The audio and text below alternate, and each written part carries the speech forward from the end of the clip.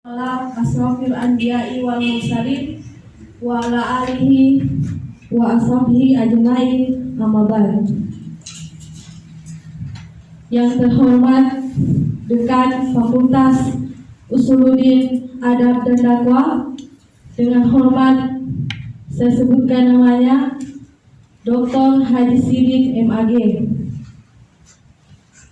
Yang terhormat Sekretaris Jurusan Sejarah Peradaban Islam, dengan hormat saya sebutkan namanya Muhammad Sairin SPD MA. Yang terhormat pembawa acara kuliah tamu, dengan hormat saya sebutkan namanya Dr. Sarkawi B. Husain M. Hum, selaku dosen Departemen Ilmu Sejarah Universitas Airlangga, serta kepada peserta seminar nasional yang berbahagia.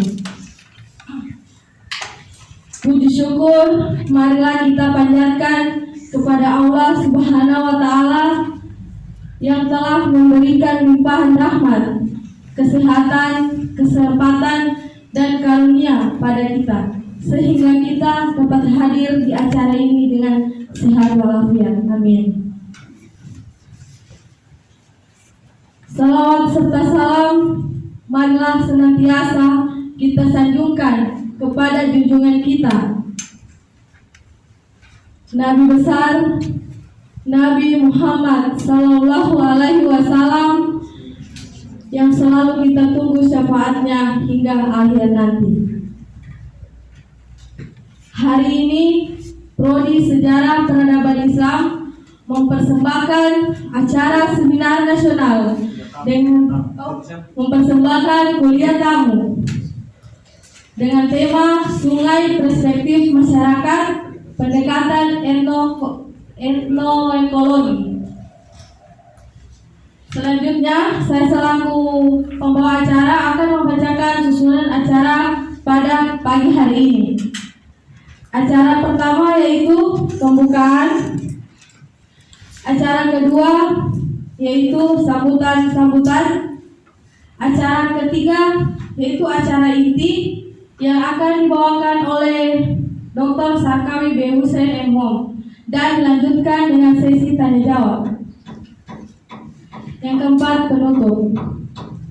Memasuki acara yang pertama yaitu pembukaan, marilah kita buka acara ini dengan bacaan basmalah bersama-sama. Bismillahirrahmanirrahim. Acara kedua yaitu sambutan. Sambutan yang akan disampaikan oleh Dekan Fakultas Usuluddin Adab dan Dakwah, sekaligus membuka acara seminar pada hari ini. Dengan hormat Dr. Haji Sidik MAG, kami persilakan.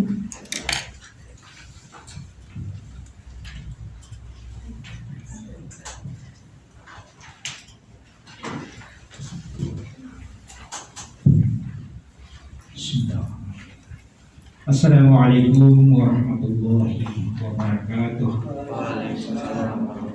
Alhamdulillahirabbil alamin wa bihi nasta'in wa ala umuri dunya waddin. Wassalatu wassalamu ala Rasulillah wa ala alihi wa ashabihi ajmain. Puji syukur kepada Allah Subhanahu wa Ta'ala pada pagi menjelang siang ini kita dapat bersama-sama hadir dalam rangka kuliah tamu dari Universitas Airlangga Surabaya. Tentu salawat dan salam juga kita persembahkan kepada Junjungan besar Muhammad SAW, para sahabat dan ahli keluarga sekalian. Yang saya hormati Bapak Dr. Sarkawi B. Husain M. Hum, beliau adalah dosen Departemen Ilmu Sejarah Universitas Airlangga. Yang saya hormati Bapak Pak Muhammad Sairin SI MA ya. Beliau adalah sekretaris sejarah. Ini beliau adalah sekretaris prodi atau jurusan sejarah peradaban Islam. Saudara-saudara peserta kuliah tamu yang saya banggakan, alhamdulillah sekali lagi kita bersyukur pada Allah Subhanahu wa Ta'ala bahwa pagi hari ini kita diberi kesempatan oleh Allah Subhanahu wa Ta'ala mengikuti kuliah tamu yang akan disampaikan oleh Bapak Dr. Sarkali. Saya kira Pak Dr. Sarkawi ini mungkin bagi kita masih asing karena belum kenal siapa beliau. Tapi bagi Pak Muhammad Sairin yang sudah Mas Andri dan Wayan, Pak ini sudah lama kenal, kawan lama ya, kawan lama. Ketemu lagi di UIN atau Karama Pandin, alhamdulillah Allah mempertemukan kita di UIN atau Karama Pandin. Tentu kami dari Fakultas Usulin Adab dan Dakwah, khususnya prodi atau jurusan sejarah peradaban Islam. Prodi ini saya kira sudah cukup lama juga Pak. Sudah ada alumni kan Pak? Sudah 2 orang Pak alumni sejarah peradaban Islam. Tentu kita sangat berharap dari Pak Dr. kami yang kebetulan beliau dosen memang khusus dosen punya sejarah. Jadi saya kira tepat sekali Pak Muhammad Sairin mengundang beliau untuk turut memberikan muatan-muatan, memberikan tambahan ilmu pengetahuan kepada kita, khususnya kepada mahasiswa kita yang ada di sejarah peradaban Islam. Memang kami sangat kepada dosen-dosen khususnya yang mempunyai pengetahuan yang dalam terhadap ilmu sejarah. Ini adalah sangat bagus untuk kita semua. Karena itu saya kira apalagi judul daripada kuliah tamu kita hari ini adalah sungai dalam perspektif masyarakat pendekatan etnologi. Saya kira satu ilmu yang menurut kita sangat baik ya, karena ilmu etnologi adalah pengetahuan alam yang berkaitan dengan pengetahuan masyarakat, apalagi yang lebih spesifik terhadap sungai. Palu ini banyak sekali sungainya ya. Jadi saya kira memang ini perlu ada pengetahuan yang luas terhadap sungai dalam perspektif teknologi. Apalagi kalau ini dikaitkan dengan pendekatan teologi misalnya, itu kan lebih bagus lagi sebenarnya. Saya membaca dalam beberapa literatur terkait dengan memang antara pengetahuan masyarakat dengan pengetahuan alam tentang sungai ini memang sangat variatif. Itu nanti ini akan dielaborasi oleh narasumber bagaimana pengetahuan yang komprehensif terhadap sungai dengan pendekatan ilmu pengetahuan alam dan pengetahuan masyarakat. Saya tahu dalam Al-Quran itu bahwa di akhirat nanti ada satu tempat tajri fiha min tahtiha anhar, akan mengalir, ada satu tempat namanya surga, akan mengalir di situ sungai-sungai. Tajri fiha min tahtiha anhar, mengalir sungai-sungai. Termasuk kita dipahami ini sebetulnya surga, mengalir di banyak sungai-sungai, ya. Ini saya kira sangat bagus nanti. Ini mahasiswa kami, ini mahasiswa banyaknya dari mahasiswa sejarah peradaban Islam ya. Kita akan melihat bagaimana perspektif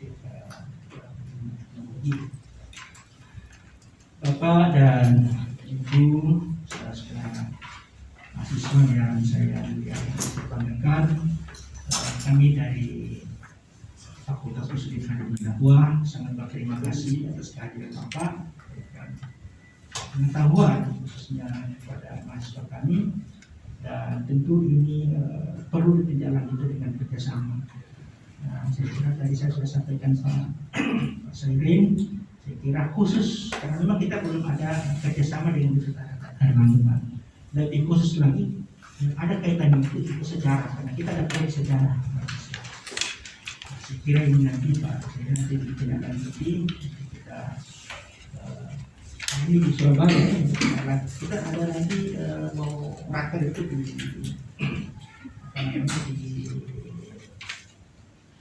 Jogja. Kita bisa belajar ke Surabaya. Ya, nanti kita programkan seperti itu sehingga kita punya kerjasama dengan Erlangga terkhusus yang berkaitan dengan sejarah. Nanti akan kita tidak lanjuti. Saya kira sangat baik ini Pak sekali. Karena beliau ini orang poli-poli, saya dengar dari jadi bukan orang asing kita ya, orang Sulawesi Tengah yang kebetulan jadi dosen di Universitas Erlangga Surabaya. Kita ini satu kebanggaan juga kita bahwa ada orang Sulawesi yang menjadi dosen di Universitas Erlangga, itu luar biasa. Saya kira tidak mudah untuk menjadi dosen di Universitas Erlangga. Nah, itu dibuktikan di Sulawesi Tengah, dan tidak menutup kemungkinan Anda ini dari sejarah Islam yang bisa kuliah lanjut di Universitas Erlangga untuk ambil S2 atau S3, karena kita di sini belum ada S2 sejarah, khususnya sejarah. Saya kira itu nanti itulah dengan kerjasama sehingga nanti mahasiswa kita yang alumni sejarah ini bisa kuliah di ada kemudahan karena kita sudah punya kerjasama untuk melanjutkan program studi di Universitas Erlangga. Saya kira ini arahan saya berkaitan dengan kuliah kami ini. Semoga kuliah ini akan bermanfaat dan memberikan nilai yang baik bagi kita semua. Dengan mengucapkan Bismillahirrahmanirrahim, kuliah tamu dengan judul Sungai dalam Perspektif Masyarakat Pendekatan Teknologi, saya buka secara resmi menggunakan Bismillahirrahmanirrahim.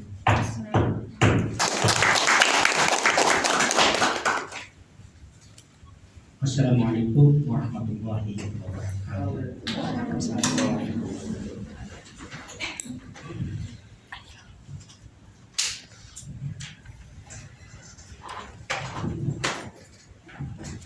Demikian sambutan dari Dekan Fakultas Usuluddin Adab dan Dakwah. Kami ucapkan terima kasih. Selanjutnya kita berlanjut ke acara yang kita tunggu-tunggu, yaitu kuliah tamu dengan tema Sungai dalam Perspektif Masyarakat Pendekatan Etnologi yang akan dipandu oleh Kak Jefrianto. Sebelum memasuki kuliah tamu, konsumsi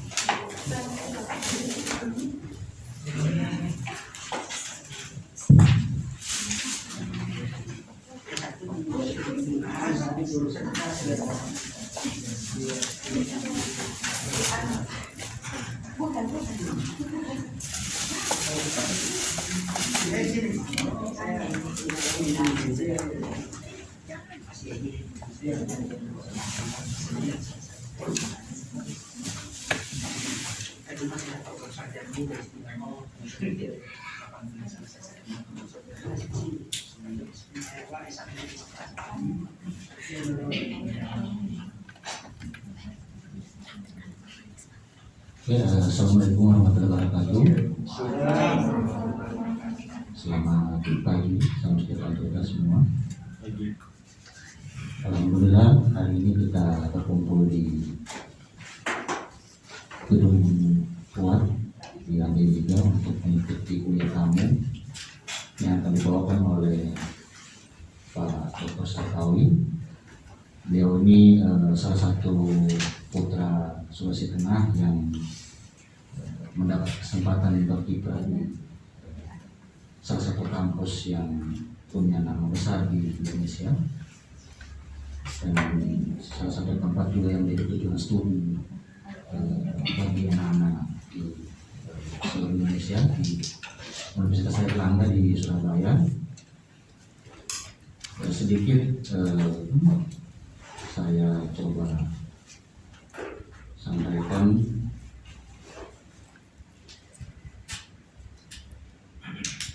riwayat singkat beliau. Beliau menyelesaikan pendidikan S1 di Universitas Hasanuddin Makassar di jurusan ilmu sejarah, kemudian pendidikan S2 di Universitas Gadjah Mada dan menyelesaikan pendidikan doktoral di Universitas Gadjah Mada pada tahun 2016 dengan disertasi juga terkait dengan sungai. Kalau tidak salah bencana banjir ya Pak di Surabaya. Nah, tentu tema ini juga sangat pas untuk dibahas oleh beliau karena beliau juga banyak menulis tentang bagaimana sejarah perkotaan dengan pendekatan teknoekologi, terutama terkait kebencanaan, karena kita tahu sendiri Palu wilayah yang multidimensional dalam hal bencana, semua jenis bencana ada, baik bencana alam maupun sosial, potensinya semua ada. Dan kali ini yang kita bahas adalah sungai, bagaimana sungai dalam perspektif masyarakat, terutama dalam pendekatan etnoekologi. Etnoekologi sendiri itu merupakan sebuah ilmu yang berjabatan antara ilmu alam dan ilmu masyarakat. Jadi jangan salah ketika teman-teman masuk di sejarah itu tidak belajar tentang ilmu alam. Nah, teman-teman akan lihat sebentar bagaimana perspektif ilmu alam akan dibahas dalam kajian-kajian sejarah, terutama sejarah perkotaan. Oke, tanpa membuang banyak waktu, Pak Sarkawi, saya silakan. Terima kasih.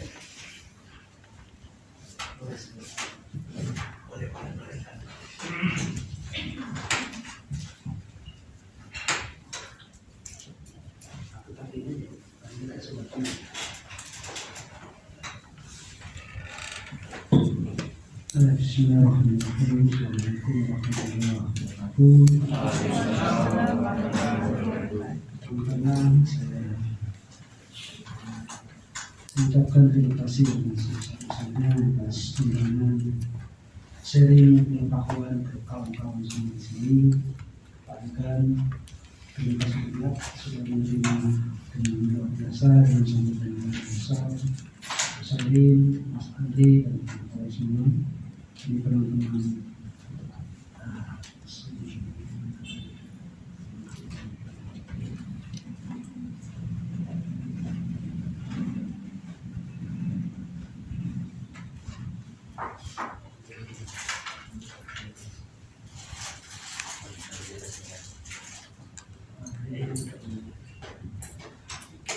ya, saya sebenarnya seperti yang Pak Dekan sampaikan, saya bukan orang asing di Palu sebenarnya. Karena beberapa kali saya ke Palu, termasuk undangan Pak Seri dan Pak Andri waktu seminar Pembulu Kutu, kemudian pahlawan nasional itu. Kemudian saya punya banyak keluarga di sini karena seperti yang Bapak bilang, saya adalah orang Bugis yang mengkoloni wilayah Toli-Toli zaman tahun berapa? Karena kutip tadi yang mengkoloni wilayah Bugis. Jadi saya mulai SD sampai SMA di Toli-Toli, kemudian S2 S3 di Jogja, dan alhamdulillah juga dapat kesempatan untuk postdoctoral di Leiden University di Belanda selama 2,5 bulan. Dan yang lain, keluarga besar saya juga adalah keluarga IAIN sebenarnya. Saya tadi bilang ke Bapak, di rumah sana juga sebenarnya ada wakil dekan 3 fakultas yang sama di rumah ini. Kemudian kakak saya juga wakil dekan 1 di Fakultas Syariah di IAIN. Adik saya juga alumni IAIN juga.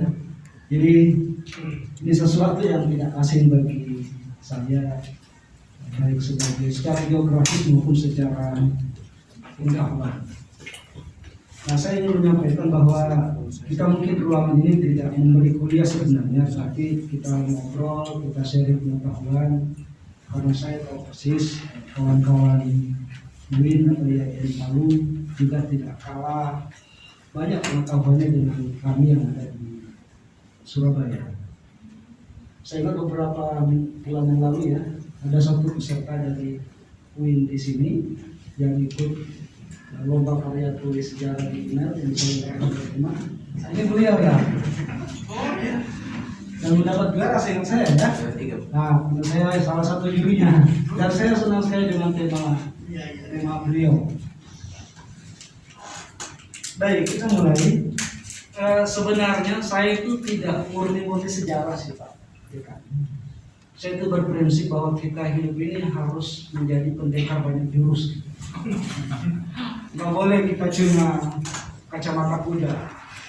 Kenapa? Karena kalau kita kacamata kuda, susah kita bergaul dengan dunia pengetahuan yang lain.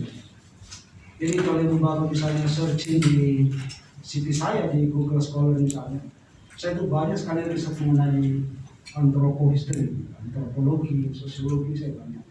Karena saya pikir kita nggak boleh menjadi pendekar banyak jurus, tapi harus menjadi pendekar banyak jurus. Biar kita bisa berkiprah, bisa ngobrol dengan prodi yang lain, dengan jurusan yang lain. Karena memang karakter pengetahuan itu kan begitu ya, Pak Sandi. Kalau kita baca, teman-teman pernah baca buku Lintas Batas Ilmu Sosial, itu menarik. Buku itu menarik, kata pengantarnya yang saya suka. Buku tipis sebenarnya. Jadi ceritanya begini. Jadi ada mahasiswa sejarah yang sedang ujian skripsi. Oleh dosen pengujinya bilang, loh, skripsi Anda ini bukan skripsi sejarah. Ini adalah skripsi antropologi katanya. Nah, di saat yang berbeda, mahasiswa antropologi ujian skripsi. Pengujinya bilang, kalau skripsi Anda ini bukan skripsi antropologi, ini skripsi sejarah katanya. Jadi, apa maksudnya? Bahwa konvergensi saling mendekati antar ilmu pengetahuan itu sulit sekarang untuk dihindari. Dan memang menurut saya itu harus dihindari. Hidup dalam satu kotak tempurung itu tidak boleh lagi seperti itu. Bahkan Pak, kan saya pernah baca disertasinya almarhum ahli hadis Indonesia yang dulu di IAIN Makassar, Pak Dr. Suwi Ismail. Itu pendekatannya adalah pendekatan sejarah. Disertasi beliau tentang hadis, dipakai pendekatan historis. Jadi maksud saya, jangankan ilmu-ilmu sosial lain, bahkan ilmu hadis pun saling mendekati dengan ilmu sejarah itu sangat begitu erat. Karena kita tahu ya dalam hadis kan perawinya harus jelas, dirunutkan sekian, dan itu memakai bentuk pendekatan historis gitu. Jadi saya berharap teman-teman di UIN ini jangan lagi berpikir untuk hidup dalam tempurung akademik kita. Itu cuma sekedar alat tools untuk kita fokus. Tapi selebihnya mari menjamah ilmu-ilmu yang lain. Kalau kita misalnya lihat kurikulumnya di Harvard, di Leiden dan segala macam, subjek sejarah itu kan mungkin cuma 5 SKS kayaknya. tidak banyak. Tapi selebihnya itu justru ilmu lain. Memang majornya itu sejarah, tapi yang melingkupi studinya itu ada antropologi, sosiologi, politik, dan segala macam. Jadi itu yang pesan saya. Kemudian pesan saya yang kedua, saya menindaklanjuti Pak Dekan tadi mengatakan bahwa kerjasama ini penting sekali. Saya pikir ya, bahwa dunia sekarang ini kan bukan dunia untuk maju sendiri, tapi mari kita maju bersama dengan skema ini, skema perjanjian kerjasama. Saya beberapa malam lalu saya ngompori masa ini dengan Pak Adri, bahwa saya bilang prodi kami barusan dapat duit sekitar 3M lebih dari kementerian lewat program PKKN. Dan saya lihat itu pesertanya bukan cuma kampus besar, ada dari IAIN Palopo, IAIN Parepare. Nah, saya berpikir, kenapa Dr. Karama tidak mengajukan diri ya? Apakah ini punya gelar atau bagaimana? Dan di UNER itu hanya ada 2 prodi yang diberikan duit segede itu prodi sejarah dan prodi aquacultur. Nah, lewat skema LBK ini saya kira kita bisa masuk untuk kerjasama. Karena kami semester ini membuka keran yang besar sebenarnya yang luas untuk kuliah lintas prodi di luar perguruan tinggi. Jadi kalau masih musim KRS, silakan bisa bergabung di tempat kami untuk kuliah lewat online sekarang ini kan. Jadi kalau semester lalu saya mendapat mahasiswa dari Kaluleo, dari Tadulako, dari Bali, dari Tondano dan segala macam. Dan menurut saya perjumpaan akademik seperti ini penting untuk membangun kepercayaan diri kita sebagai seorang sarjana, apalagi kalau bergaul dengan kawan-kawan di Jawa misalnya. Karena jangan juga berpikir, jadi saya sebelum ke Jawa itu seperti bagaimana ya, perdebatan akademiknya di Jawa sepertinya agak minder. Tapi setelah masuk ke dunia itu nggak sengeri-ngeri itu juga. Ya sama kalau kita ke luar negeri nggak sengeri-ngeri itu juga. Cuma kemampuan bahasa kita yang kadang-kadang membuat kita minder kalau misalnya kita presentasi di KITLB Belanda. Tapi secara pengetahuan nggak sih. Bahkan mungkin kita lebih tahu dibanding mereka misalnya kan. Saya pernah satu panel dengan namanya Anne-Marie Samuel. Oh, dia gugup setengah mati di panggung. Pak, dia bule ini. Dia bule. Saya bilang bule aja bisa gugup gitu, gemetaran di depan apalagi kita. Jadi kita sebenarnya nggak kalah dengan Jawa, nggak kalah dengan teman-teman sarjana di luar negeri. Cuma saya selalu bilang ke mahasiswa saya, Pak, kan, setiap mahasiswa baru yang masuk itu satu pesan saya sebenarnya, pokoknya jadilah yang terbaik di prodi. Tanamkan prinsip bahwa tidak ada yang boleh lebih pintar dari saya di prodi ini, di angkatan ini. Saya dulu waktu S1 begitu. Enggak boleh ada orang yang lebih banyak baca dibanding saya. Itu saya salah. Enggak boleh. Nah, kalau semua berpikir seperti itu, maka prodi ini akan melahirkan akademisi, ilmuwan yang sangat luar biasa. Karena kita saling berkompetisi. Apalagi dunia sekarang kan dunia milenial, sumber pengetahuan itu banyak banget ya. Kita bisa belajar dari mengasah kemampuan bahasa dari YouTube dan segala macam. Jadi terbuka. Baik, saya sebenarnya ingin membandingkan. Jadi ketika Mas Aileen meminta memberi kuliah tahun ini, saya sudah berpikir apa ya tema yang cocok untuk disampaikan di sini.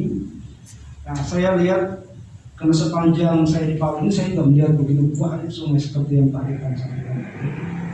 Seperti juga di Surabaya. Surabaya itu ada 3 sungai besar. Jadi saya ingin bandingkan. Jadi ini bukan murni sejarah ya. Ini saya bilang tadi, kita mencoba keluar dari hubungan historis itu, tapi kita coba bergeser sedikit ke pendekatan antropologi ya. Nah, kalau teman-teman semua pergi ke Surabaya, pasti akan melewati sungai. Ada kali Surabaya atau kali Berantas juga sering disebut. Ada kali Mas yang membelah tengah kota Surabaya, ada kali Jagir dan lain-lain. Nah, yang menarik di sini, Kali Jagir ini adalah kali yang dibangun oleh Belanda, terusan ini dipotong oleh Belanda untuk menghindarkan banjir di tengah kota Surabaya. Tapi yang menariknya adalah dalam arsip yang saya temukan di Kali Jagir, aliran Kali Jagir ini dulu banyak sekali pesantren, masjid dan segala macam. Jadi terjadilah ruslah antara pesantren masjid. Sekarang kalau ada di sekarang ke Surabaya, ada kampung pesantren Sidosermo di Surabaya di Jagir, itu adalah pindahan dari Kali Jagir ini sebenarnya. Jadi terjadi tukar guling lokasi di situ. Kalau kita bisa lacak jejak pesantren tertua akibat pindahan dari Kali Jagir. Nah, kualitas air di Surabaya, saya nggak tahu kalau di Palu ya, sangat memprihatinkan. Banyak sekali ikan yang mabuk, mati, dan mengati. Tentu ini adalah akibat dari pencemaran yang terjadi. Karena di Surabaya kita semua tahu bahwa Surabaya itu adalah salah satu kota yang dikelilingi oleh pabrik. Tapi yang terjadi kemudian adalah di tengah tingginya pencemaran air sungai ini, kita bisa menyaksikan begitu banyak masyarakat menggunakan air ini untuk mandi, buang air besar, gosok gigi, bahkan untuk berwudu. Jadi bayangkan, ya, tidak cuma untuk mandi, tapi untuk kepentingan sakral pun berhubungan dengan Sang Pencipta, dia menggunakan air yang sama, air yang bau, air yang kotor dan sebagainya. Pertanyaannya adalah, kenapa masyarakat mau menggunakan air itu bahkan untuk berwudu? Nah, nanti kita lihat. Makanya karena kalau dari perspektif ilmu-ilmu positif, ini kita baca temukan jawabannya. Karena pasti kalau air yang tercemar itu tentu tidak bisa digunakan untuk mandi, untuk air minum, dan segala macam. Maka pertanyaannya adalah, bagaimana sebenarnya persepsi masyarakat tentang air ini, tentang kali? Itu gambarnya, teman-teman bisa lihat gambarnya. Maaf yang kiri ini agak porno sedikit. Yang sebelah kanan, saya nggak tahu apakah di Palu ada kondisi seperti ini atau tidak, karena Palu kan belum terlalu sepadan Surabaya. Tapi kalau lihat dari sebelah kanan, itu luar biasa. Jadi yang sebelah kiri mereka mandi di situ, mereka berwudu. Dan ini pemandangan yang sehari-hari kita temui di kota Surabaya, Jakarta, Semarang. Saya nggak tahu di Palu karena saya nggak pernah melewati ya. Kami cuma lewati Klaten, jadi kita tahu kelihatan sungai. Nah, yang saya bilang bahwa kajian tentang sungai ini termasuk Kali Jagir di Surabaya telah dilakukan oleh banyak kalangan, baik para aktivis, para akademisi, LSM, dan segala macam. Tapi seluruh penelitian itu berdiri tolak dari paradigma ini. Salah satu cirinya adalah mengandalkan data kuantitatif, dan dia mengabaikan pandangan dari orang yang diteliti, apa yang disebut orang diteliti. Jadi selalu berparadigmanya itu adalah hal-hal yang sifatnya positivistik. Misalnya sungai itu tentu punya virus, punya kuman, dan segala macam.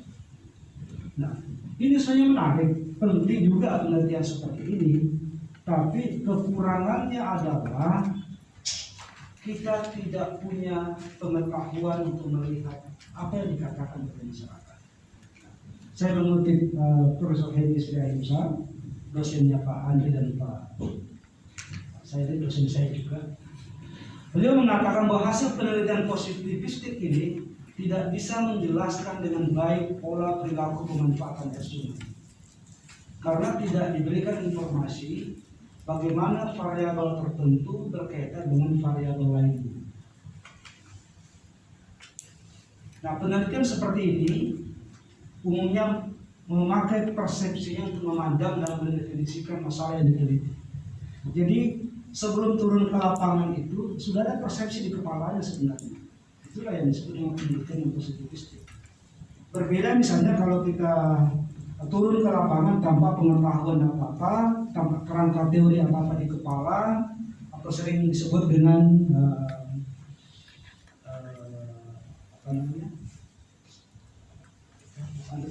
penelitian fenomenologi, ada istilah yang lain, di mana kita turun ke lapangan itu tanpa ada bekal persepsi di kepala. Kita turun saja ke lapangan tanpa ada karena teori dan segala macam di kepala kita. Itu yang sebenarnya banyak dilakukan oleh para antropolog ya, yang berbulan-bulan, bertahun-tahun di lokasi penelitian. Itu yang dilakukan sebenarnya. Nah, penelitian yang positivistik ini tidak berusaha memahami perilaku pemanfaatan lingkungan, yakni sungai dengan segala konteksnya dari sudut pandang orang yang. Akibatnya adalah perilaku masyarakat dalam memanfaatkan sungai tidak dapat dipahami dengan baik. Jadi kita cuma berasumsi, kenapa ya masyarakat itu memakai air itu, memakai sungai itu untuk minum? Yang ada di kepala kita bahwa orang itu melakukan perilaku yang salah kan, karena itu airnya kotor.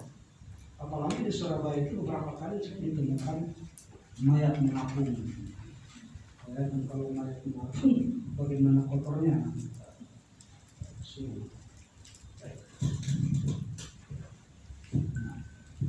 Nah, kelemahannya lebih lanjut kata Pak Ahimsa ini adalah diabaikannya sebuah dimensi yang sangat penting dalam kehidupan manusia, yaitu dimensi makna. Ini yang paling penting. Nah, dalam studi antropologi itu atau antropohistoris itu, dimensi makna ini memiliki posisi yang sangat penting. Nah, saya pengen kembali ke Kalijantiknya. Jadi sungai ini adalah seperti yang saya bilang buatan pemerintah kolonial Belanda. Itu dibangun pada 1856 untuk membebaskan Surabaya dari banjir kiriman, banjir akibat luapan dari Sungai Tangkas dan Sungai Kalimas. Jadi dibangun semacam sudetan. Nah, meskipun demikian, sungai yang sudah ratusan tahun ini mengalir ke arah timur Surabaya telah menjadi salah satu tumpuan masyarakat yang tinggal di sepanjang aliran ini. Kira-kira mungkin 2-3 minggu lalu saya sempat menghadiri larung sungai, menyaksikan larung sungai sebagai rasa terima kasih masyarakat kepada sungai ini. Jadi sekali lagi, ini bukan ranahnya bahwa kita mengatakan perilaku masyarakat yang larung sungai itu adalah haram atau tidak sesuai syariat Islam atau mengarah kepada syirik. Tapi sekali lagi kita melihat bagaimana masyarakat mempunyai persepsi yang berbeda dengan persepsi kita, persepsi para peneliti, persepsi masyarakat sendiri terhadap sungai yang melewati kampungnya. Nah, di Surabaya sungai ini ada dua pihak yang berkepentingan, yaitu pemerintah sekaligus masyarakat. Apa kepentingan pemerintah? Kepentingan pemerintah adalah kali ini menjadi salah satu sumber air baku PDAM. Salah satu sumber air baku PDAM. Sementara masyarakat menjadikan sungai ini sebagai tempat itu tadi aktivitas sehari-hari.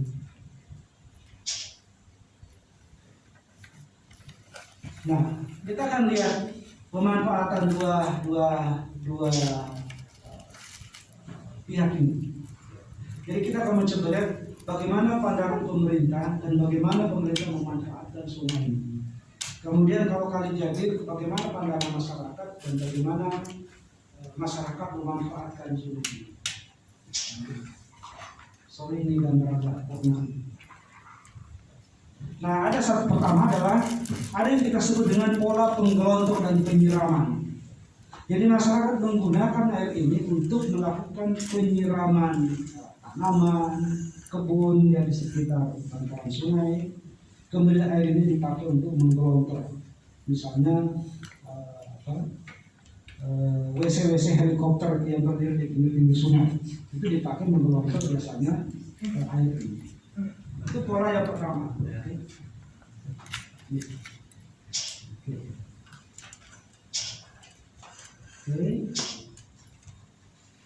Oke, ada pola yang kedua adalah pola pembersihan, yaitu mencuci, mandi, dan gosok gigi. Nah, yang ketiga ini adalah pola bersuci. Yang dimaksud adalah berwudu. Jadi sebuah aktivitas yang kita lakukan sebelum kita menunaikan ibadah sholat. Ini sama dengan yang di Ciliwung ya. Ciliwung juga memanfaatkan air sungai Ciliwung. Nah, ketika kita tanya, tim peneliti saya dan teman-teman bertanya, kenapa air kotor itu dijadikan bahan? Apa jawabannya? Dia mengatakan seperti yang saya kutip itu. Dia mengatakan, nah kalau tempat berwudu kan itu nggak ada masalah. Itu air jernih pun atau air nggak jernih pun itu kan nggak ada masalah. Yang penting adalah mengalir. Nah itu kata kuncinya. Kita semua dulu diajari ke dalam kitab Tahara itu kan, bahwa salah satu syarat air itu bisa digunakan berwudu, airnya mengalir. Nah, masyarakat menganggap bahwa air kali Jaga itu mengalir, sehingga dia suci dan mensucikan, bisa dipakai berwudu. Nah, saya nggak tahu teman-teman UIN ini, ya mungkin ini kajiannya kawan-kawan semua ya. Apakah betul sebenarnya persepsi masyarakat seperti ini? Walaupun dalam penelitian etnoekologi itu kita nggak bertanya tentang, tidak menghakimi pandangan masyarakat bahwa pandangan Anda itu salah, bukan seperti itu. Kita mengetahui saja apa sebenarnya yang ada dalam pikiran mereka. Nah, pikirannya adalah air yang mengalir itu tentu boleh dipakai wudu. Dan saya kira itu benar, dalam satu hal benar. Tapi dalam hal yang lain, apakah betul seperti itu? Apakah sekedar mengalir saja yang bisa menjadi syarat air itu bisa digunakan untuk berwudu? Atau ada syarat lain? Nah, ini mungkin membutuhkan kajian yang lebih lanjut. Nah, kalau ada teman-teman dari UIN Datuk Karana mau penelitian seperti ini, saya kira benar. Jadi bagaimana masyarakat menggunakan air ini untuk berwudu? Bagaimana persepsi mereka tentang air ini? Nah, dia hanya melanjutkan, kalau airnya diam, loh itu memang nggak boleh katanya. Kecuali kalau air itu diam tapi tidak ada lagi air. Jauh dari sini katanya air yang tidak mengalir itu. Jadi menurut mereka tidak ada problem sama sekali menggunakan air sungai itu untuk berwudu karena dia mengalir. Nanti kita coba diskusikan bagaimana pendapat kawan-kawan tentang persepsi masyarakat ini. Yang keempat adalah pola rekreasi dan mencari nafkah. Jadi sekarang ini yang terjadi adalah sungai Kali Jaga itu dipakai untuk kepentingan rekreasi dan juga untuk mancing di sungai. Jadi waktu acara itu larung sungai juga sempat dilepas ribuan bibit ikan karena bagi mereka air Kali Jaga ini juga tempat untuk mancing. Dan itu saya kira di mana-mana seperti itu, bahkan di Palu pun saya kira ada. Nah, kita lihat dalam pandangan pemerintah. Bagi pemerintah, setelah ada uji lab kualitas air disimpulkan bahwa Kali Jaga ini memiliki tingkat pencemaran yang sangat tinggi. Jadi kategori yang digunakan itu bukan kategori air kotor, air bersih, tetapi tercemar dan tidak tercemar. Jadi ini persepsinya pemerintah.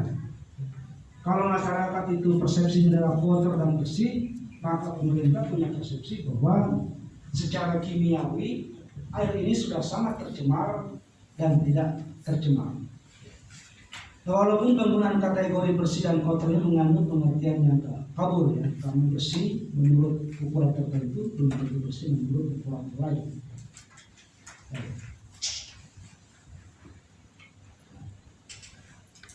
Oke. Nah, dari wawancara yang dilakukan dengan sejumlah informan diketahui beberapa kriteria dalam paper saya ini, dalam PowerPoint ini saya sebut dengan istilah aspek yang digunakan masyarakat untuk mengklasifikasi air. Nah, klasifikasi itu adalah pertama adalah sumber air, kemudian bau, kemudian warna, gerak, dan cara memperoleh. Jadi ada 5 yang ada di kepala masyarakat waktu kami melakukan wawancara itu tentang air ini. Pertama, sumbernya dari mana?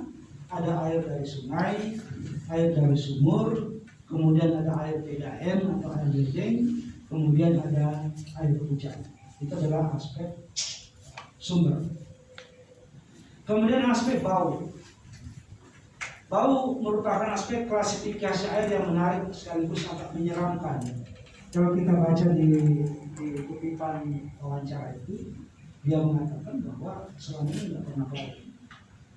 Tanda-tanda kalau ada mayat itu cuma hanya tanda-tanda suatu hari, suatu malam itu akan baru timbul katanya bau.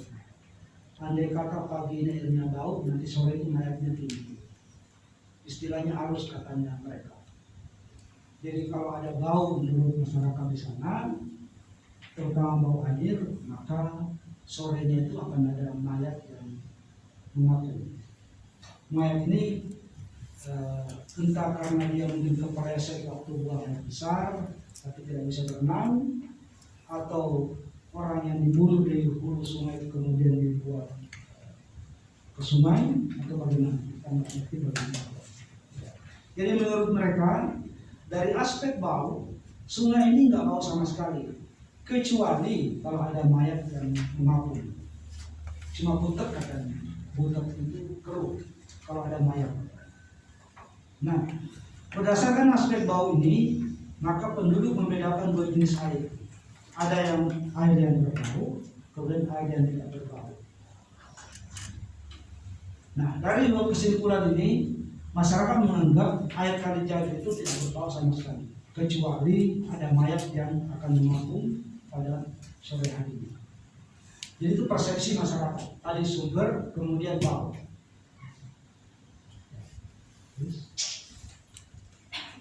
Nah, aspek warna. Jadi wawancara yang kami lakukan bisa diidentifikasi beberapa kategori air.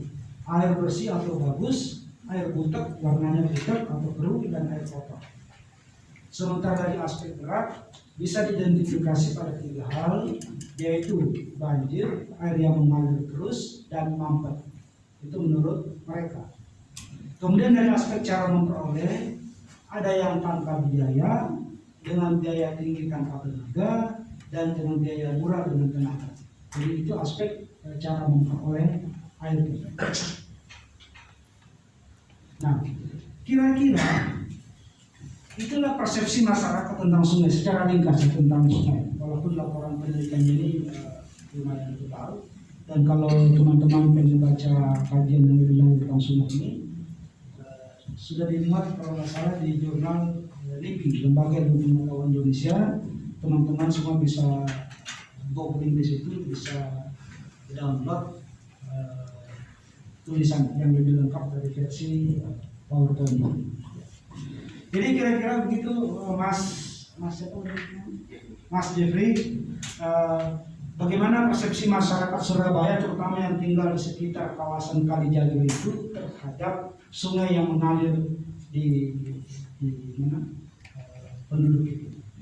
Yang menarik adalah ternyata masyarakat di sekitar situ tidak pernah menggunakan Kali Jati ini sebagai tempat buang sampah. Dia menarik. Ketika kami nanya, nggak pernah. Kenapa itu nggak pernah? Karena memang dia sangat mensakralkan sungai itu. Bahwa sungai itu nggak boleh kita jadikan sebagai tempat sampah raksasa, walaupun di tempat lain ada. Nah, bagaimana caranya mereka mengusir sampahnya? Ya, mereka menggali di dekat halaman rumah itu tempat penampungan sampah, yang kemudian pada sore harinya mereka bakar. Yang pertama. Yang kedua, sampah itu dikumpulkan dan pada hari tertentu ada mobil dari RT atau dari kecamatan mengangkutnya. Jadi tidak pernah mereka gunakan sungai ini untuk membuang sampah. Walaupun kalau kita lihat dari gambar yang tadi, mereka itu yang mencuci panci di situ, mungkin yang menggosok gigi mandi di situ, dan mereka nggak pernah. Itu yang menarik menurut saya.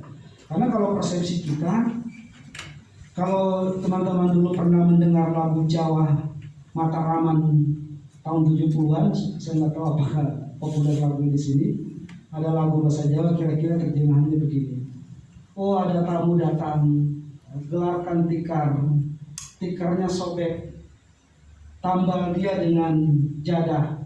Jadah itu ketan yang songkol orang Makassar bilang, songkol orang Inggris, untuk ditempelkan. Oh, jadahnya bau. Pak Kanu asu berikan kepada ejak anjing. Oh, anjingnya mati, buang ke sungai katanya anjing. Itu kan persepsi orang Jawa pada umumnya terhadap sungai. Jadi orang Jawa itu sebenarnya tidak cinta-cinta pada lingkungan. Kebukti dari lagu-lagu yang dia pakai sejak kecil itu lagu-lagu yang tidak menghargai sungai. Tapi untuk kasus Jagir ini menarik, karena ini bertentangan dengan pola yang selama ini ada pada sungai-sungai di Jawa, di mana sungai itu menjadi tempat sampah raksasa. Kalau di Jagir ini enggak, ini bertolak belakang. Saya nggak tahu apakah ini berkaitan juga dengan persepsi keagamaan, karena di wilayah itu tadi kan adalah sangat kental NU, sangat kental NU, dan itu secara periodik ada pengajian dan segala macam yang menyampaikan tentang perlunya menghargai sungai. Itu yang menarik menurut saya untuk wilayah ini. Nah, saya mungkin ingin kalau ada teman-teman yang tertarik mungkin bisa melihat bagaimana sebetulnya sungai di Palu yang begitu banyak sungai. Bagaimana perspektif masyarakat tentang sungai dari perspektif sejarah maupun dari perspektif antropologi atau yang kita sebut dengan perspektif etnoekologi.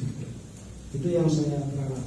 Kalau misalnya ada yang mau, ya kita bisa sharing pengetahuan, saling kirim email, saya bisa baca proposal kalian, memberi masukan dan segala macam.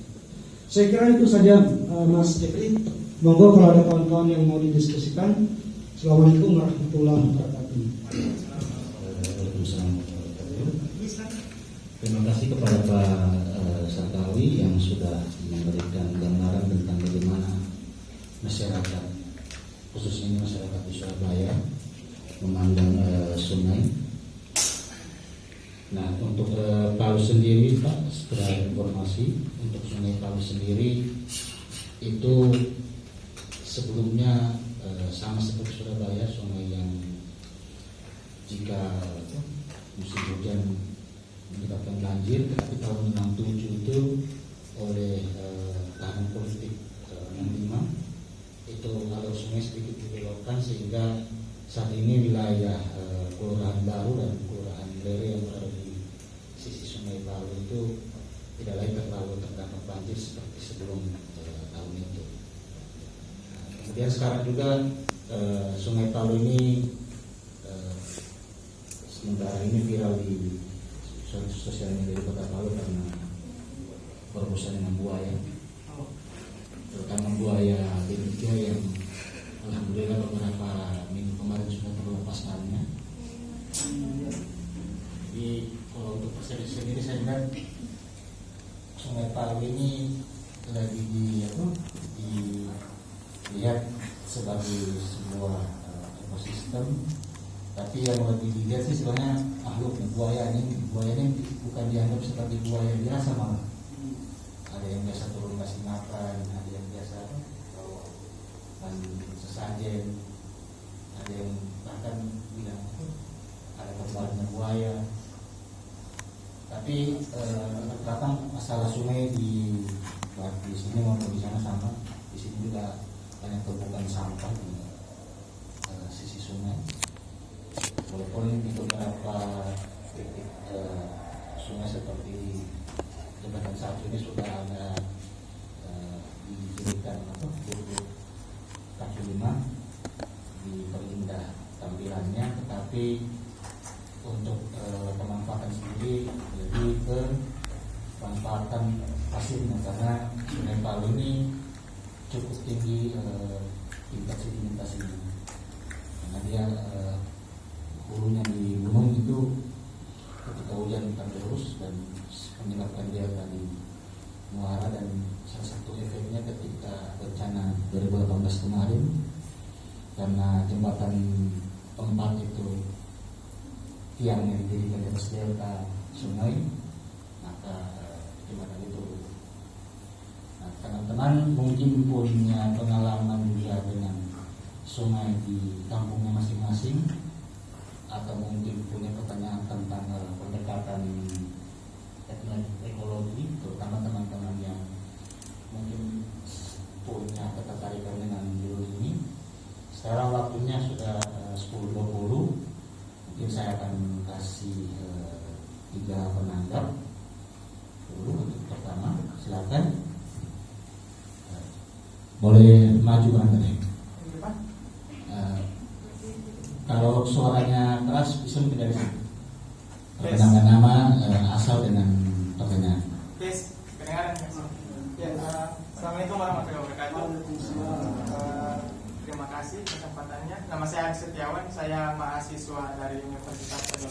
di pendidikan sejarah, mantan mahasiswa lebih tepatnya. Saya teringat saat melihat pembahasan tadi dengan bukan Sungai Palu, Sungai Poso lebih tepatnya. Ya. Jadi di Poso itu ada sungai yang dekat Wonosompe, dekat Muara, dan sampai saat ini masih dimanfaatkan. Dan menurutku agak mengherankan ya, karena pernah suatu masa sungai itu, tempat itu pernah menjadi gundukan mayat di situ.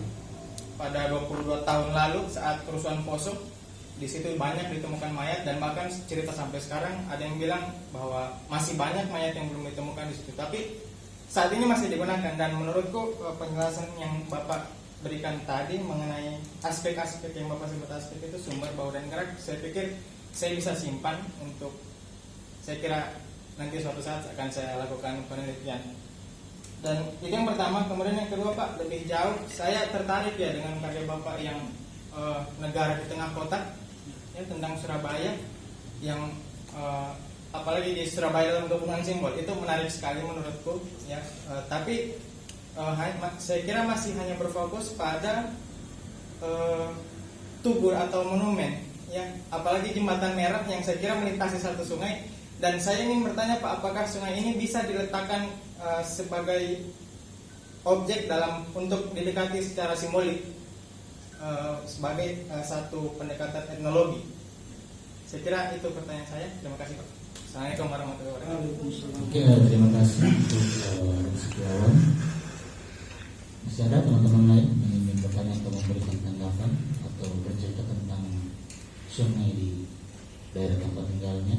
Mungkin ada mitos atau ada pamalan juga di sungai di kampungnya masing-masing, atau mungkin punya gambaran tentang penelitian etnologi yang lain, misalnya soal bagaimana sebagai bencana dari sungai misalnya. Ada?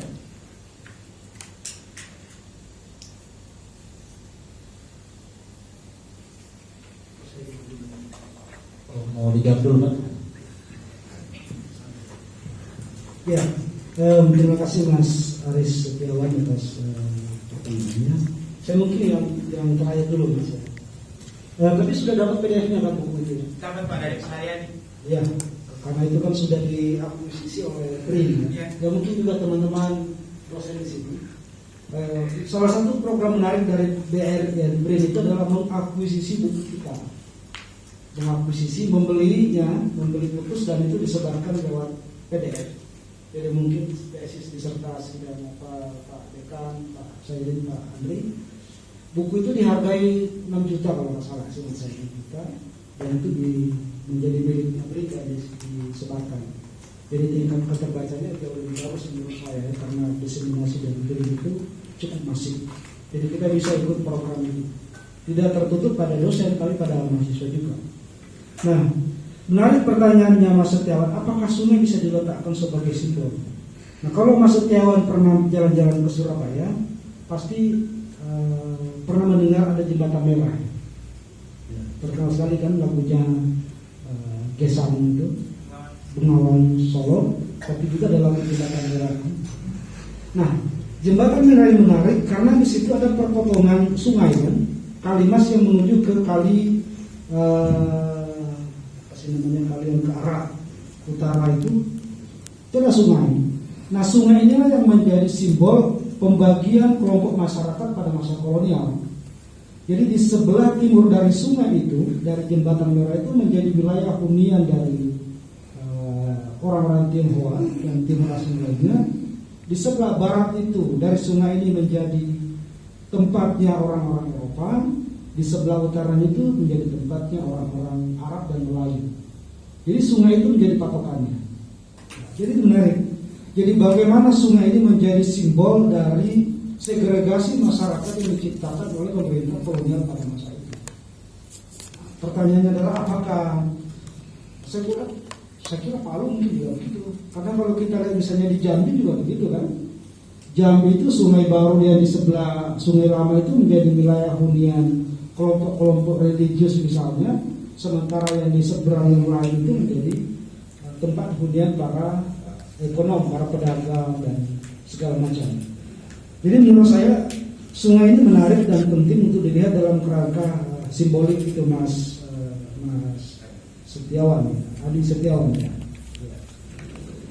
Nah kemudian menarik juga yang komen yang pertama bahwa Sungai Poso ini menjadi tumpukan mayat yang kemarin ya.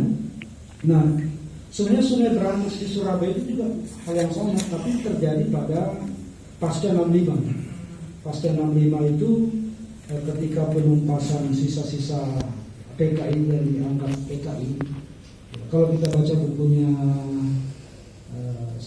Kiki Hermawan Sulistyo ya, itu kan dicerita di sini di Paluarit itu bagaimana sungai itu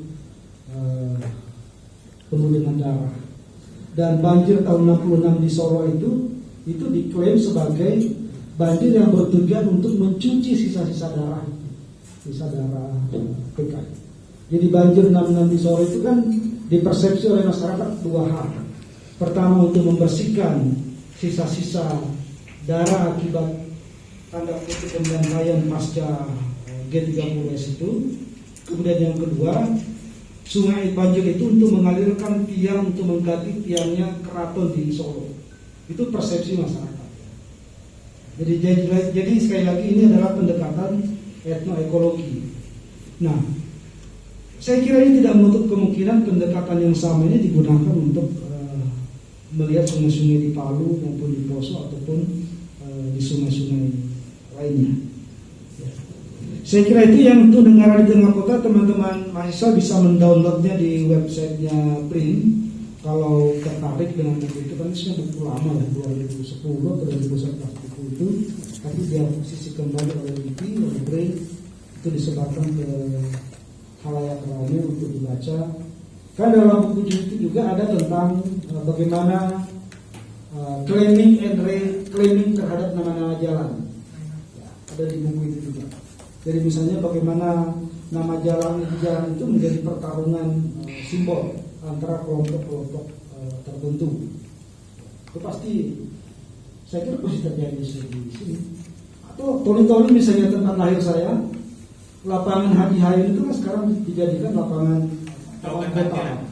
Sementara nama Haji Hayun dipindah ke Tanjung Batu. Itu tidak sekedar pemindahan, itu pasti ada latar belakang politisnya kan. Kita lihat dulu Pak Lukman, Mas Setiawan, Pak Lukman dulu Raja Mulid ketika menggagas seminar Sautara mendapat penentangan yang luar biasa dari bupati. Karena dengan seminar itu pasti akan terbongkar sejarah kelam dari penguasa di situ. Jadi menarik sebenarnya bagaimana nama jalan kita menjadi pertarungan simbol. Kalau adik-adik sekalian ke Surabaya, ada jalan yang sangat terkenal dari arah bandara ke kota, itu namanya Jalan Ratna. Sangat terkenal jalan itu. Jalan itu pernah diganti menjadi Jalan Patrice Lumumba. Patrice Lumumba itu adalah Presiden Kongo, Republik Kongo. Itu teman baik dari Soekarno, makanya diberi nama jalan untuk menghargai temannya, diberi nama jalan Patrice Lumumba. Tapi itu cuma bertahan 3 bulan karena didemo oleh masyarakat. Akhirnya kembali lagi menjadi Jalan Bambu. Tapi di tahun 90-an nama jalan itu mau dirubah lagi menjadi Jalan Soekarno. Dicurigai karena Presiden waktu itu adalah Megawati, dianggap ini adalah ada kepentingan politis di balik perubahan nama jalan ini. Tapi juga tidak terlaksana karena penentangan atau demo dari masyarakat yang menentang ide itu. Nah yang paling terakhir kan yang heboh di Surabaya itu, saya sampai dipanggil oleh komisi BDPRD Surabaya untuk mendengar pendapat saya tentang perubahan nama jalan, memberi nama jalan Hayam Buruk di Bandung dan memberi jalan Pitaloka di Surabaya. Jadi ini dalam rangka untuk berdamai dengan sejarah. Jadi saling bertukar nama. Yang kalian tahu semua bagaimana sejarah perseteruan dua kelompok Sunda dan Jawa ini. Jadi menurut mereka itu salah satu jalan rekonsiliasi.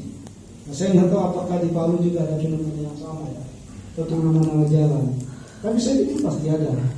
Di Surabaya misalnya, kalau kalian datang ke Surabaya dan main ke jalan Tuku Umar, itu menarik. Karena Tuku Umar itu nama sebelumnya itu kan jalan Van Head Street, atau bahasa lainnya Van Head Straat. Pertanyaannya adalah kenapa diganti Van Head itu menjadi jalan Tuku Umar? Ya karena kita tahu bahwa ketika perang Aceh itu, yang memimpin perang di Aceh itu pada masa Gubernur Jenderal Van Hees gitu. Jadi dia menjadi pusat bebuyutan dari Tuku Umar. Maka ketika Belanda hengkang, maka digantilah nama jalan itu menjadi Jalan Tuku Umar. Jadi menarik. Jadi jalan yang kita lewati itu tidak sekedar nama jalan sebenarnya, tapi di situ ada pertarungan politik, pertarungan simbol. Nah kita tahu ketika Saddam Hussein runtuh, yang pertama dibongkar kan dirobohkan patungnya kan. Patung Saddam Hussein yang pertama kali dirobohkan ketika Saddam Hussein jatuh. Ya, karena itu adalah simbol. Jadi kalau mau lihat siapa yang menguasai kota itu, lihat simbol kotanya. Sekarang kita puncak sekali kita bongkar di mana-mana. Ketahuan ini siapa sih yang menguasai kota ini pasti. Ya sama kalau ke Toli-Toli ya. Sekarang ini ya akan ketahuan siapa yang menguasai kota ini. Ini berganti nama menjadi Indo segala macam. Jadi simbol ini penting sekali karena dia bersinggungan juga dengan simbol yang lain. Ada simbol adat, simbol politik, agama dan segala macam. Saya kira itu Mas Jeffrey. Terima kasih Pak. Sekedar informasi juga di Palu itu untuk sungai, untuk simbol itu di 25 itu, jadi kawasan sebelah timur sungai itu jadi kawasan perkantoran, itu diinisiasi oleh Kontroler Palu tahun 1925. Dan kawasan barat termasuk bagian ini itu jadi kawasan perdagangan dan kawasan yang dihuni banyak suku bangsa termasuk Tionghoa, Banjar, Arab, bahkan sampai ke orang-orang Malabar, orang-orang Jadi. Dan untuk simbol jalan sendiri di Palu, permasalahannya saat ini lebih ke kesalahan penamaan. Misalnya Jalan Raja Muili seharusnya Raja Maili, terus Jalan Towa yang seharusnya Towa lagi, cuma karena kepengen kita yang papannya patah terus pindah jadi nama Jalan Towa.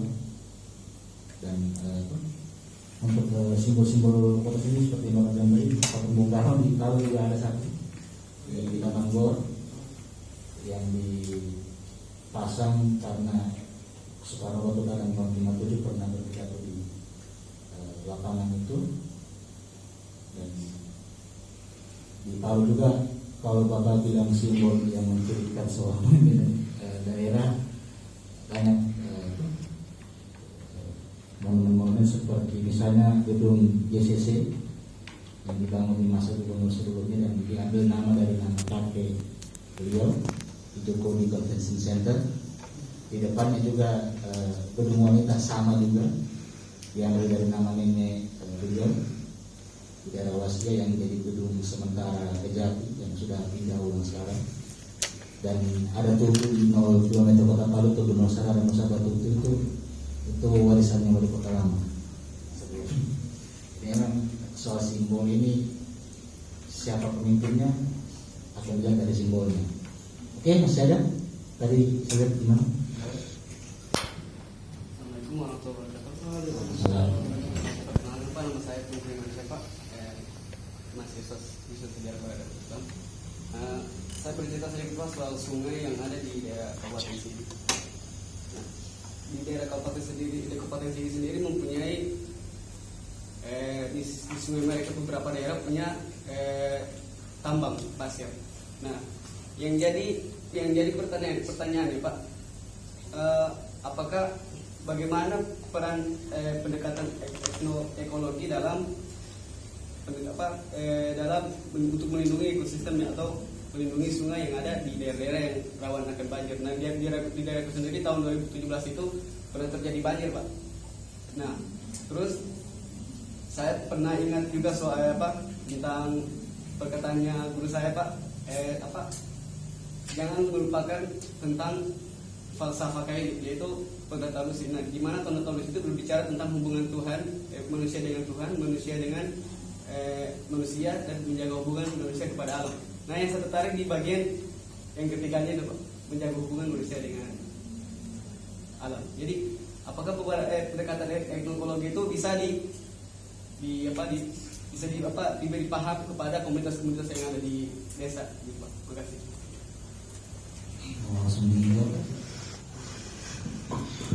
Ya, Mas Imam, menarik sekali pertanyaan komentarnya. Jadi banyak sekali sebenarnya kearifan lingkungan yang ada di tengah-tengah masyarakat. Saya mungkin sudah 4 tahun bolak-balik di kajian di Bunda. Salah satu yang kami teliti itu adalah bagaimana persepsi masyarakat kajian terhadap hutannya, terhadap sungainya. Bagaimana mereka memandang? Nah, kalau kita lagi kajian itu kan ada sebuah kawasan di mana hutan hujan tropis itu terlindungi, tidak ada satupun yang berani menjamah. Karena itu berkaitan dengan falsafah mereka tentang hutan yang disebut dengan pasang rekajam. Orang bilangnya pesan rekajam yang diturunkan secara turun-temurun kepada anak cucu. Jadi mitosnya itu, siapa yang masuk ke hutan ini dia tidak akan bisa keluar dari hutan itu. Jadi saya dengan dua teman dan tenaga lokal itu mencoba masuk ke hutan itu, cuma bisa sampai di 100 meter. Bukan karena mitosnya, menurut saya, bagaimana orang nggak hilang yang itu hutan perawan, lebat sekali, kan nggak ada yang berani. Hutan yang pohon yang tumbang pun saya lihat tidak ada yang berani. Karena itu akan berhadapan dengan pengadilan adat. Nah, saya kira itu menarik bagaimana pandangan pesan dari guru Mas Iman itu tentang relasi antara manusia dengan alam, dengan Tuhan dan sesama manusia. Kalau kita di Indonesia ini yang paling kuat memegang itu kan tradisi Hindu, sangat kuat itu. Tapi dalam Islam pun itu saya kira sangat penting dan kuat. Kita ingat, dikoreksi Pak Dekan kalau salah, saya ingat saya waktu belajar di Madrasah itu ada hadis yang mengatakan bahwa walaupun kalian hidup di pinggir sungai, maka kalian harus tetap berhemat air. Artinya bagaimana Islam sangat menekankan pentingnya menjaga sumber daya alam. Dan ngapain itu kita berhemat air, kita tinggal di pinggir sungai kok air melimpah.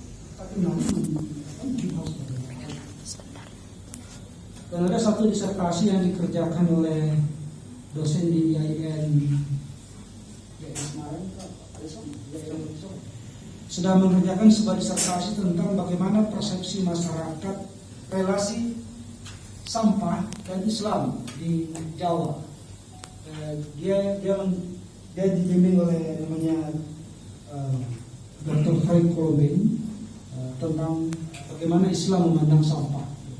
Jadi saya kira ini menarik untuk dijadikan model contoh untuk teman-teman yang konsentrasi di bidang yang memiliki aspek agama ini. Jadi bagaimana melihat itu dari aspek yang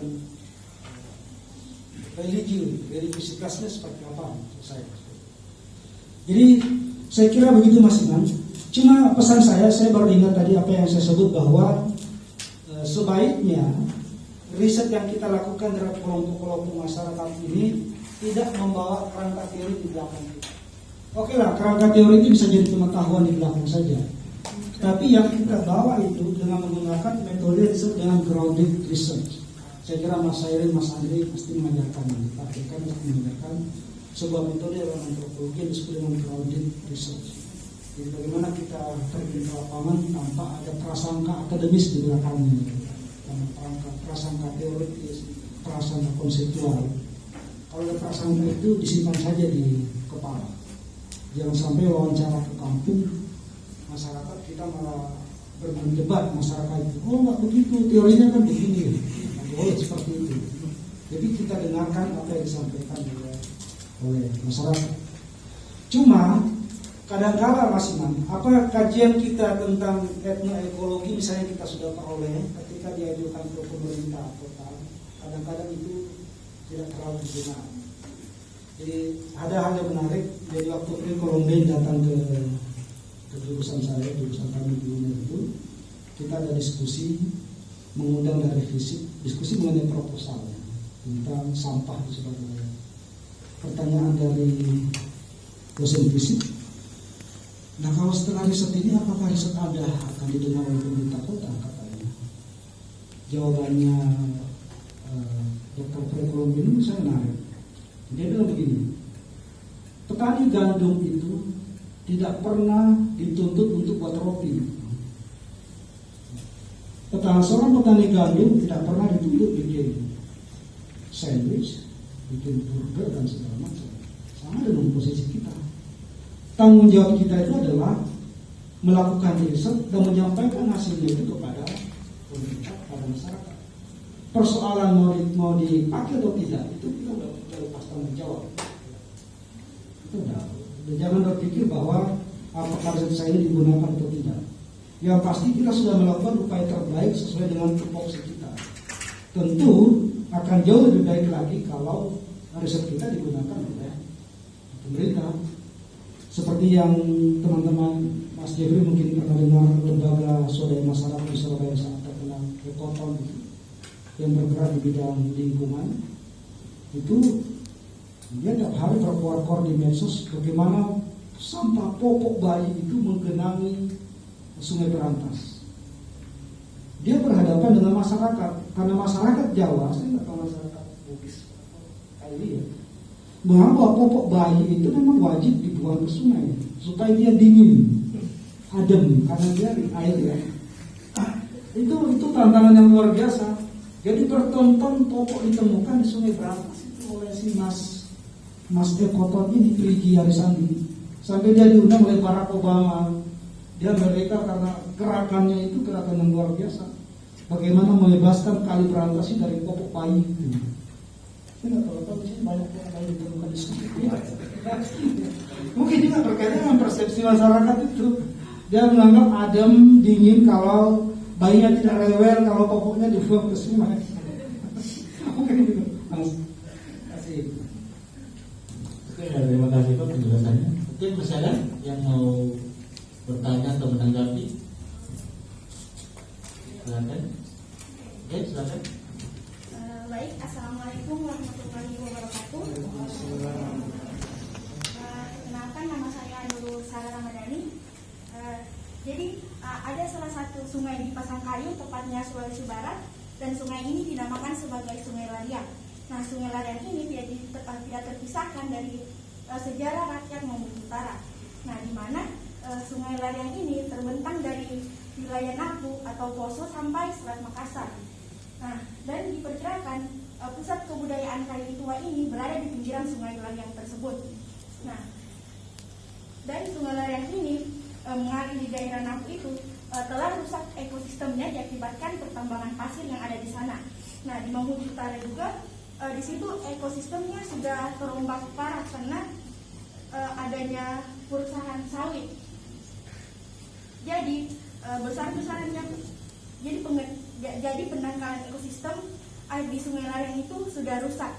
Nah, pertanyaan saya, apakah dengan ekosistem yang rusak tersebut 10 tahun atau 20 tahun ke depan menjadi ancaman bagi Mamuju Utara ke depan? Terima kasih. Pertanyaannya berat-berat. Pasti Mbak Nurul itu menjadi ancaman. Kalau di sawit itu, saya riset mungkin sudah 5 tahun riset di Pulau Perbatasan Indonesia Malaysia di Sebatik. Sebatik itu saya lihat bahwa jangankan di perkebunan, di halaman belakang rumah itu bukan sawit. Dan kita semua tahu bahwa sawit itu adalah tanaman yang rakus air. Dan saya akan hari jalan-jalan ke Kadul Untab, saya banyak sawit tuh. Ya, saya tak heran. Kenapa sawit ya? Itu adalah tanaman yang rakus air. Nah, bayangkan misalnya Pulau Sebatik itu pulau yang secuil itu yang dipotong karena kita harus bertanya dengan Malaysia. Kalian tahu bahwa di utara pulau itu milik Malaysia, di selatan milik Indonesia. Pulau kecil itu ditanam sawit berapa puluh tahun kemudian, gimana ekosistem di wilayah pasti rusak. Dan waktu kami di sana itu ceritanya masyarakat, mereka membeli air dari Malaysia, dari tawar kalau musim kering.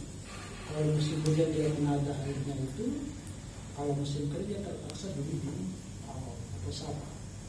Jadi gimana nggak habis. Embung-embung yang dibangun oleh gereja itu tidak terlalu berfungsi banyak karena pulau sekecil itu isinya sawit semua. Jadi pasti rusak. Apalagi dengan diselingi dengan tambang seperti itu. Persoalannya adalah apa yang kita bisa lakukan untuk itu. Kita bisa lakukan. Apakah kita cuma diam saja atau ikut berkontribusi dalam perusahaan itu? Saya cerita ke Mas Andre dan Mas Elin, ada kawan waktu kami riset di Kalimantan Selatan itu, seorang aktivis anti tambang dari Walhi, dia getol sekali. Tapi setahun kemudian kami sudah mendengar bahwa orang ini sudah dibeli oleh sebuah perusahaan besar di Kalimantan. Jadi bagaimana kita bisa berharap? Ada satu kawan saya dulu mantan ketua Senat Divisi Unhas. Ketika pusat kajian Indonesia Timur mau turun ke nikel di Sorowako, yang kita hadapi itu tempat itu, karena dia adalah diserahi mengurusi CSR-nya perusahaan itu gitu. Bayangkan dia seorang aktivis yang ikut menurunkan Soeharto, tapi kemudian terbeli dengan perusahaan itu dan menjadi lawan bagi kami ya. Padahal kami cuma riset, diminta oleh lembaga internasional untuk riset tertentu. Apakah CSR ini bermanfaat bagi masyarakat atau enggak sih? Tetapi kita berhadapan dengan mereka. Jadi pertanyaannya adalah apakah kita semua mau menjadi bagian dari perusak ini atau tidak? Jadi ini adalah pilihan-pilihan yang menurut saya sulit. Saya nggak tahu nih Mas Jeffrey kalau ditawari tambang emas nanti untuk menjadi musik besarnya mau menerima atau tidak? Karena godaannya kan luar biasa ya, godaan fulusnya sangat besar. Seperti itu Mas. Oke, terima kasih. Ini juga mungkin teman-teman bisa lihat di Instagram. Sekarang kan perusahaan nikel terbesar di Morowali kan lagi buka lowongan, dan salah satu lowongan itu adalah humas. Siapa tahu teman-teman fresh graduate berminat yang dulunya mantan aktivis, lumayan gajinya. Karena yang magang saja itu bisa sampai 3 juta lebih satu bulan. Siapa tahu berminat itu daripada turun di jalan hangus. Oke, karena waktunya sudah 10.45, jadi baru sudah mulai jam 11. Saya pikir tadi tanggapan dari Nur Sahara itu menjadi yang terakhir, karena berhubungi juga hari Jumat. Terima kasih ke Pak Sarkali atas penyampaiannya. Dan kalau menurut Bapak sendiri penelitian saya kemarin tentang garam tepat masuk kajian mau. Kalau itu saya banyak bisa dekati dengan macam-macam hal. Saya sangat tertarik justru pada bagaimana migrasi diaspora masyarakat itu ditahu. Itu menarik sekali. Itu bisa dilanjutkan di tesis kalau semua. Nah, karena pertanyaannya kan kalau studi migrasi, saya riset mungkin bisa dibuka PDF itu saya tentang migrasi orang-orang Bugis ke Pulau Bali. Nah, jadi bagaimana relasi antara orang-orang Bugis dengan orang-orang Hindu? Pertanyaan utamanya kan apa yang hilang dari kebudayaan Bugis? Apa yang berlanjut? Apa yang bercabang? Yang hilang itu saya amati adalah satu bahasa. Kita semua tahu kalau bahasa sudah hilang, maka kebudayaan lain akan hilang. Bahasa itu adalah tumpuan dari sebuah kebudayaan. Jadi mereka cuma tahu satu kelompok kosakata Mandai, Pintu, tapi yang lain sudah hilang. Yang bertahan itu saya lihat Burasa sama Doko Unti.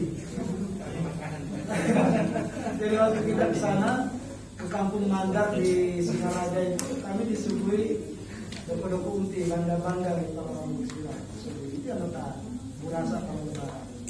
Apa yang bercampur? Bercampur itu misalnya pencak silat. Bercampur antara pencak silat Bali dengan pencak silatnya orang Bugis. Jadi studi mengenai migrasi diaspora itu menarik sekali karena pasti terjadi percampuran pasti itu. Orang-orang Bugis yang kami temui di sana itu sangat fasih berbahasa Bali dengan bahasa Bali yang halus, bukan bahasa Bali pasaran, bahasa Bali halus. Dan mungkin ini di luar cerita ini. Mahasiswa saya di Surabaya, Pak, menulis sebuah skripsi yang menarik sekali tentang migrasi orang-orang Bugis di Jombang. Heran saya, kenapa? Jombang itu kan wilayah agraris di Jawa, bukan wilayah laut. Orang Bugis itu biasanya ke pantai. Selama laut itu berombak, maka di situ ada orang Bugis katanya. Tapi di situ enggak, itu kan bukan laut. Jombang itu kan wilayah pedalaman di Jawa. Kenapa ada orang Bugis di situ? Nah yang nulis ini, mahasiswa saya nulis ini, dia adalah bapaknya orang Bugis, ibunya orang Jombang. Kebetulan menjadi bimbingan saya. Dan hasil studinya menarik sekali. Bagaimana riwayat perpindahan namanya Haji Dola ke Jombang, Haji siapa, dan ada makamnya dengan beraksara Lontara. Itu juga kita temui di Paciran di Lamongan. Di sekitar tempat pelelangan ikan di Lamongan itu banyak sekali ditemukan makam yang beraksara Lontara. Kalau itu masuk akal ya, karena orang Bugis yang melaut ke Jawa, kalau dia balik ke Makassar itu ikannya akan busuk. Maka dijual di tempat pelelangan ikan di Lamongan Paciran. Dia jual di situ, menetap di situ, kawin-kawin dengan orang Jawa, beranak pinak di situ. Ya sama dengan Gresik ya, dari rumah-rumah Bugis kita temukan di sana. Jadi menurut saya studi seperti ini itu menarik di Terima kasih Pak atas masukannya. Tanpa membanyak waktu, saya kembalikan ke pemandu acara untuk proses penutupan.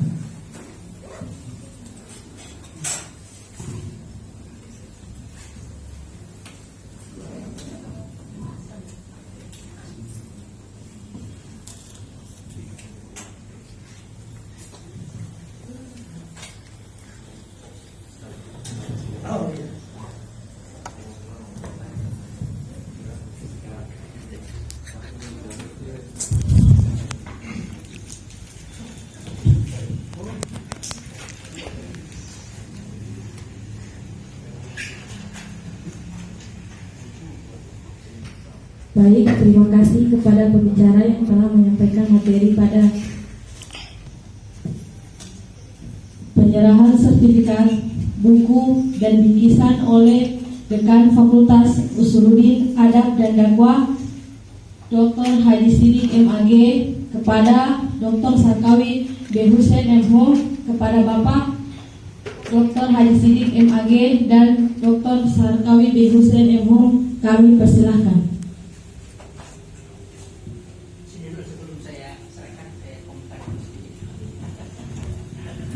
Bagaimana biasa piagam sebagai bukti bahwa kegiatan ini sudah terlaksana, dan ada bingkisan, dan saya tidak berpikir tadi kalau ada bingkisan, makanya saya cepat lari ke bawah cari buku saya.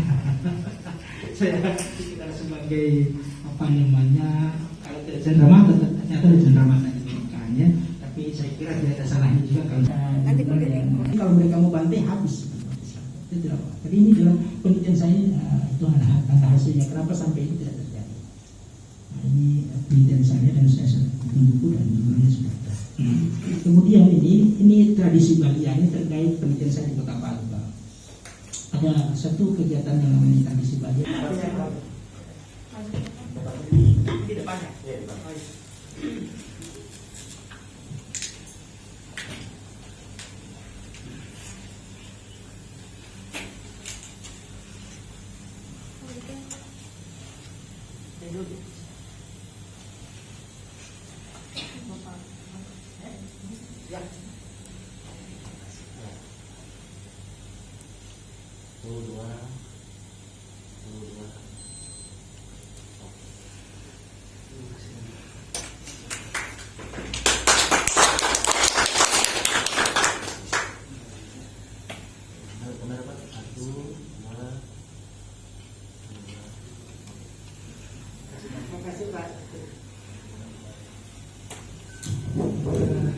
Jadi saya ucapkan terima kasih sekali atas hadiah ini. Ini adalah saya kira hadiah tidak dalam perencanaan akan memberi kuliah, jadi tidak bawa buku.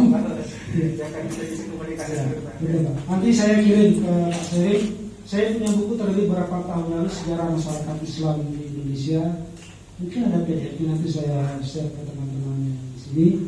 Dan saya berharap kalau Pak Dekan, Pak Seri ke Surabaya, Mas Seri atau Andi dan teman-teman semua, monggo mampir di kampus kami, kontak saja. Apalagi kalau PKS-nya jadi kita bisa tanda tangan di Surabaya. Kira-kira begitu Pak.